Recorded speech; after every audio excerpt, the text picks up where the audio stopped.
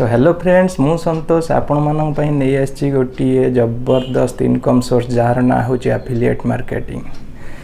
तो ये affiliate marketing जदि आपण माने सही तरीका रे यूज करिवे तो मु गारंटी दउछि आपण माने मासो को 20 रु 30 हजार टका तो निश्चय इनकम करिवे।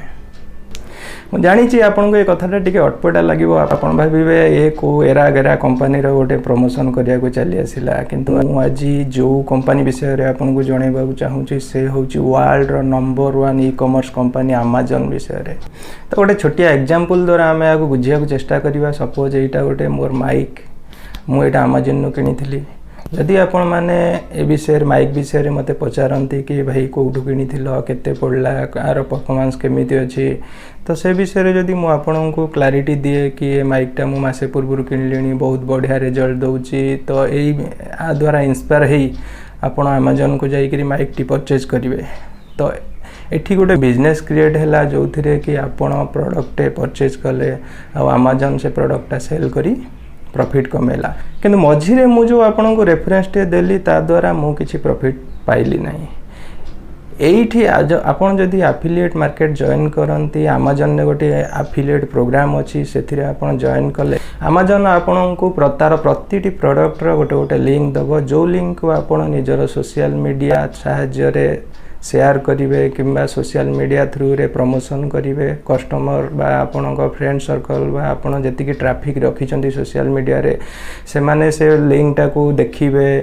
जदि से लिंक थ्रू रे से माने जाई करी अमेज़न द साइट रु परचेज करंती तो ताहाले अमेज़न तार कमिशन चार्ट गोटे रखिची को प्रोडक्ट रे केते परसेंट आपन को मिलिबो सेही प्रोडक्ट रो कमिशन हिसाब रे आपन को अकाउंट को अमेज़न तार कमिशन दे दबो।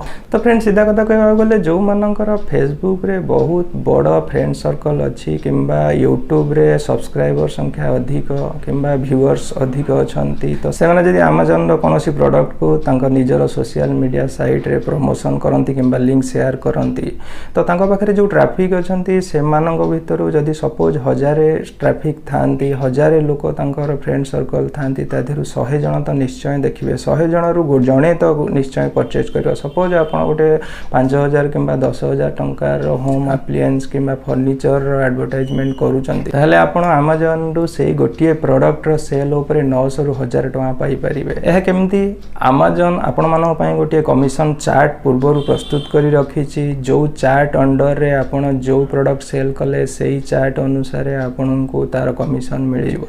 तो देखंतु एटा होची अमेज़न रो चार्ट आपण ए चार्ट रे देखि पारुथिबे किचन एप्लायंसेस फर्नीचर रे अमेज़न हाई कमिशन रखिची जोटा कि 9%।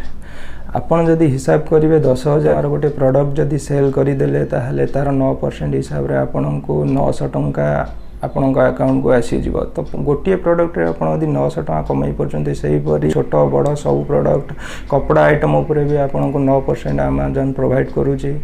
तो आपण सही हिसाब रे हिसाब करि दियंतु आपनकर मंथली इनकम केते हेई पारिबो।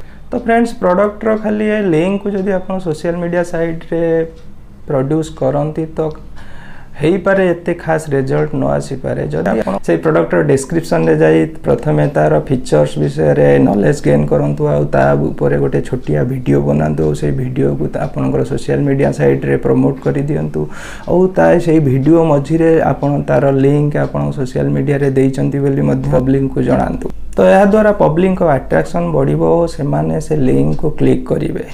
हाँ एठी आपण भाबुथिबे कि जदी पब्लिक देखिला किंतु डायरेक्ट अमेज़न साइट रु परचेज करिदेला तो मोर किछि फायदा हलानी। तन करी एठी ए जगह रे मु आपण गोटे जिनिस कहि रखुछि कि आपण जे कोनोसी प्रोडक्ट चॉइस करूचंती आपण अमेज़न पेज को प्रथमे जानतु से जगह रे आपण फ्रंट पेज रे थिबा प्रोडक्ट को केबे चॉइस करंतु नाही पछ को जानतु नेक्स्ट 4-5 पेज गला परे जो प्रोडक्ट आछि से प्रोडक्ट को आपण चूज करंतु। यार गोटे फायदा अछि जदी आपण को कस्टमर अमेज़न पेज रे डायरेक्ट जाई सर्च करे से गोटे 2-3 पेज पर्यंत सर्च करिवो न पाइले पुणी बाध्य होई रिटर्न करिवो आपण को लिंक को आपण लिंक थ्रू रे जाई करी परचेज करिवो। जदी भी से प्रोडक्ट को परचेज न कला ताहेले भी अमेज़न कुकीज रे तार आइडेंटिटी सेव हे रही जिवो। नेक्स्ट 24 घंटा मध्य रे से जहाँ भी अमेज़न साइट रु परचेज करिवो तार कमिशन आपण मानन को मिली जिवो। तो फ्रेंड्स मोर गोटे छोटिया सजेसन हो जदि आपण पाखे यूट्यूब चैनल नाही ताहले आपण यूट्यूब चैनल टी क्रिएट करंतु जहाँ द्वारा कि आपण पाखे किछिटा ट्रैफिक सोर्स रहिबो। जदि आपण यूट्यूब चैनल विषय जानवा को चाहते केमिति क्रिएट करा जाए ताहले मोर नेक्स्ट वीडियो को जानतु सेठी आपण माननको यूट्यूब विषय रे सब किछि जानवा को मिल जिवो। सो फ्रेंड मु आशा करूची आपण को ये इन्फॉर्मेटिव वीडियो टी भलो लागि थिबो। जदि आपण Amazon रे एफिलिएट अकाउंट खोलिबा जानि नाहंती ताहले मोर नेक्स्ट वीडियो फॉलो करंतु सेथिरे मु आपण को डिटेल्स बुझेई देबी Amazon रे किपरि एफिलिएट अकाउंट खोला जाए। जदि आपण मो चैनल नुआ करी आसीचंती ताहले आपण गोटे छोटिया सपोर्ट देई मो चैनल को सब्सक्राइब करि दियंतु। वीडियो टी जदि भलो लागि थाए वीडियो शेष रे गोटे लाइक दबा को केबे भी भूलिबेनी। सो फ्रेंड्स पुणी देखा हबा मोर गोटे नुआ वीडियो रे। से पर्यंत आपण मानकर शुभ कामना करी विदाय नउची। जय जगन्नाथ।